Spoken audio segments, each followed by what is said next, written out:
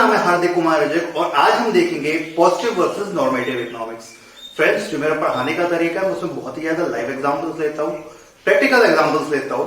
उससे बात ये होती है, उससे आपको फायदा ये होता है कि आपका खुद का जो है रिटेंशन लेवल बहुत ही ज्यादा बढ़ जाता है। उससे आपको एक फायदा ये है कि आप पढ़ तो आज रहे हो लेकिन उस पॉइंट को आप अपने एग्जाम डेट तक पूरा याद रख जाओगे।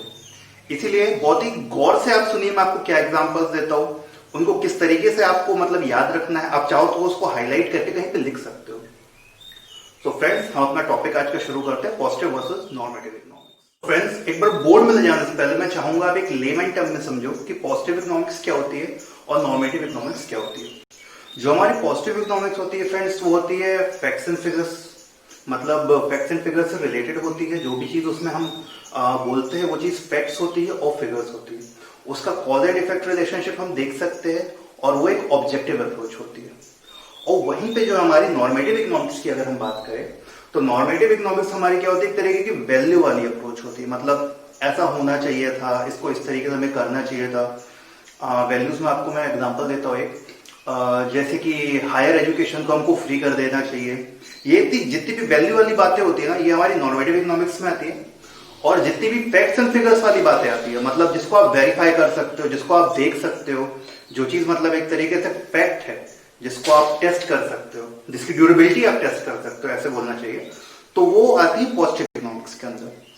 तो एक बात और फ्रेंड्स, इसको समझने की जो हमारी अप्रोच रहेगी वो डिफरेंस बिटवीन अप्रोच से हम इसको समझेंगे। मुझे ऐसा लगता है कि अगर इस टॉपिक को डिफरेंस बिटवीन अप्रोच से समझा जाए तो ये आपको बहुत ज्यादा अच्छे से समझ में आएगा।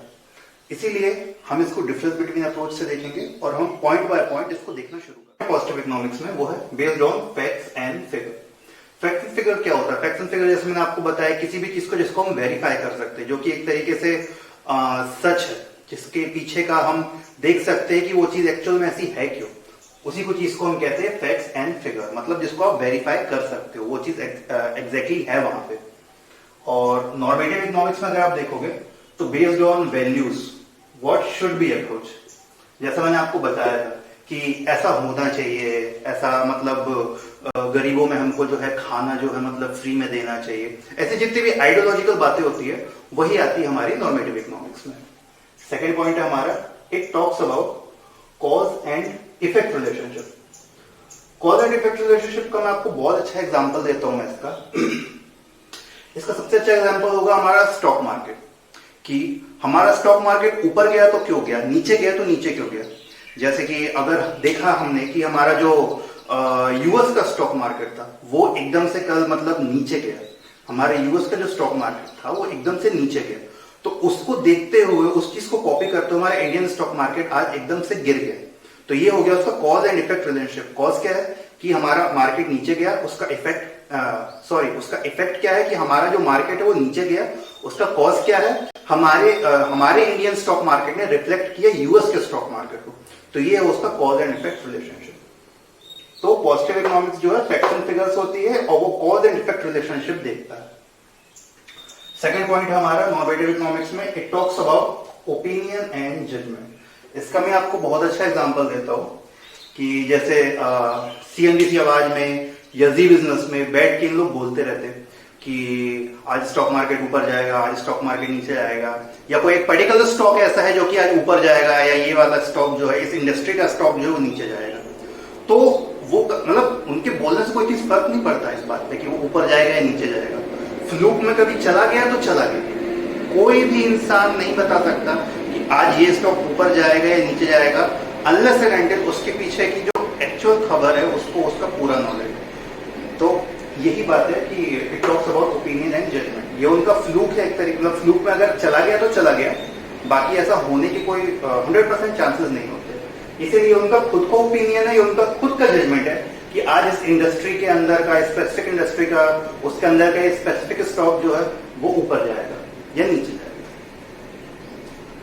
It is an objective approach. Objective का मतलब क्या होता है फ्रेंड्स? ऑब्जेक्टिव का मतलब होता है, अगर आप डिक्शनरी में देखोगे तो मतलब ये आपके इनर इमोशंस से जो है मतलब ये बायस नहीं है, मतलब ये एक तरीके से बायस चीज नहीं है। आप कोई भी इसमें बायसनेस नहीं है, ये बिल्कुल एक ऑब्जेक्टिव चीज है। मतलब इसको कोई भी देख सकता है, इसको कोई भी समझ सकता है।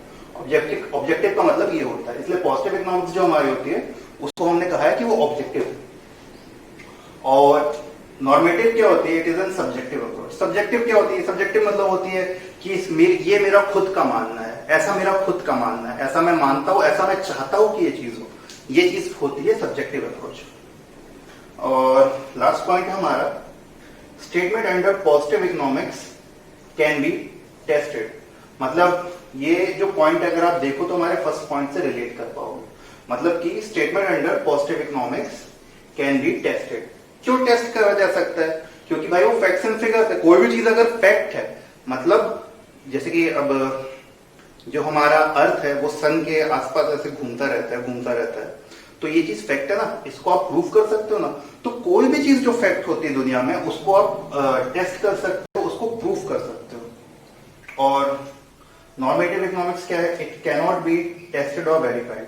मतलब जैसे कि अपन बोलते हैं कि अगर हम गरीबों में पैसे बांट देंगे तो इससे जो है हमारी इकोनॉमी की बहुत सारी चीजें कम हो जाएगी, मतलब बहुत सारी परेशानियां कम हो जाएंगी, या गरीबों में हमें फ्री का खाना देना चाहिए, या हायर एजुकेशन हमारी जो हमको फ्री कर देनी चाहिए। तो इसको जब तक कोई करा नहीं है तब तक कोई टेस्ट इसका थोड़ी है। इसको आप वेरीफाई कैसे कर पाओगे कि इसके इफेक्ट हमेशा अच्छे ही होंगे? अगर जब तक कोई इसको कर लेगा तब ना पता चलेगा कि ये चीज मतलब सही है कि गलत है, कि इसके कुछ और इम्पैक्ट्स है। तो यही है हमारी मतलब नॉर्मेटिव इकोनॉमिक्स की खामियां, कि इसको हम टेस्ट नहीं कर सकते, वेरीफाई नहीं कर सकते, लेकिन एक वैल्यू के बेसिस पे हम इसको बोलते हैं कि मेरा ऐसा खुद का मानना है कि ऐसी ऐसी वैल्यू सोसाइटी में प्रिवेल करनी चाहिए। सो फ्रेंड्स, हमारा लेक्चर आज यहाँ पे हम कंक्लूड करते हैं, खत्म करते हैं। एंड आई होप आपको समझ में आया होगा और आपने सारे एग्जाम्पल्स उसके नोट करके रखे होंगे। सो फ्रेंड्स, आगे के भी लेक्चर्स देखिएगा। Please keep supporting us and thank you.